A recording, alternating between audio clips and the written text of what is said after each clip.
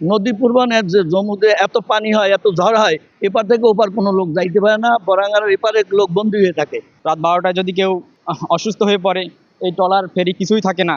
এখান থেকে অনেক নৌযান চলে, ভয়াবহ দুর্ঘটনা ঘটেছে। এই যাতায়াতে খুব কষ্ট পাইতেছি। গাড়ি ঘোড়া মানে ফেরি ঠিক মতন চলে না, আসে বসে থাকতে হয় দিন কি দিন।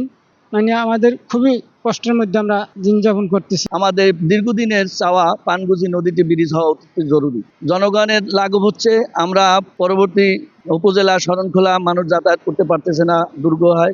বর্ষাকাল আসলে আমাদের এই নদী পারাপার অনেক লোক মারা গিয়েছে, ট্রলার ডুবিতে আহত হয়েছে। আমাদের মোরেলগঞ্জের একদম সেই সুন্দরবনের নিকটে এমন প্রবলেম, যেখানে আমাদের এপারে 4টা ইউনিয়ন এবং শরণখোলায় 4টা, 8টা, ওপারে আছে 16টা। এই মানুষগুলো এই একটি ফেরির জন্যই সবসময় দাঁড়িয়ে থাকে। একটা থানা আছে ফেরির এপারে, একটা স্বাস্থ্য কমপ্লেক্স আছে ফেরির ওপারে। প্রত্যেকটা মানুষের প্রত্যেকটা জায়গায় ভোগান্তি হচ্ছে। আমাদের মোরেলগঞ্জ উপজেলা স্বাস্থ্য কমপ্লেক্স নদীর এপারে। নগদ নিয়ে এলো হার নামানা হার অফার। সর্বনিম্ন 10,000 টাকা রেমিটেন্স নগদে পাঠালে থাকছে স্বর্ণের হার জেতার সুযোগ। আমাদের উপজেলা হচ্ছে নদীর এই পারে, তো এই ওপারের মানুষ উপজেলায় প্রতিনিয়ত আসতে হয়, বাজারঘাট সব হচ্ছে এপারে। আর এপারে আমাদের 6টা ইউনিয়ন, এই ইউনিয়ন থেকে ওই নদীর ওপার যাওয়া অনেক দুর্ভোগের কারণ হয়ে দাঁড়াইছে। অনেক সময় ট্রলার পাওয়া যায় না, ফেরি পাওয়া যায় না। রাত 12টায় যদি কেউ অসুস্থ হয়ে পড়ে, এই ট্রলার ফেরি কিছুই থাকে না।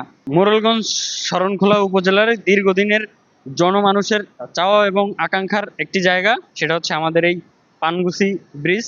প্রাণের দাবি, মনের দাবি যে আমাদের এখানে একটা যদি ব্রিজ হয়, তাহলে আমাদের জন্য দুর্ভোগটা একটু হলেও কমবে। বাগেরহাট সড়ক ও জনপথ অধিদপ্তরের আওতায় সাইনবোর্ড মোরেলগঞ্জ শরণখোলা বগি আঞ্চলিক মহাসড়কের 17তম কিলোমিটারে মোরেলগঞ্জ ফেরিঘাটে পানগুছি নদীর উপর একটি সেতু নির্মাণ প্রকল্প প্রায় 3 বছর আগে অনুমোদিত হয়। এই প্রকল্পটি অনুমোদনকালে এটা কনসেপচুয়াল ডিজাইনের উপর ভিত্তি করে অনুমোদিত হয়। এর পরবর্তীতে কনসালটেন্ট নিয়োগের মাধ্যমে এটার ডিটেল ডিজাইন সংগ্রহ এবং এটা যে কাজটি করার জন্য যে যোগ্যতা সম্পন্ন যে ঠিকাদার নিয়োগ, প্রি কোয়ালিফিকেশন, এই কাজগুলো আমাদের সম্পন্ন হয়েছে।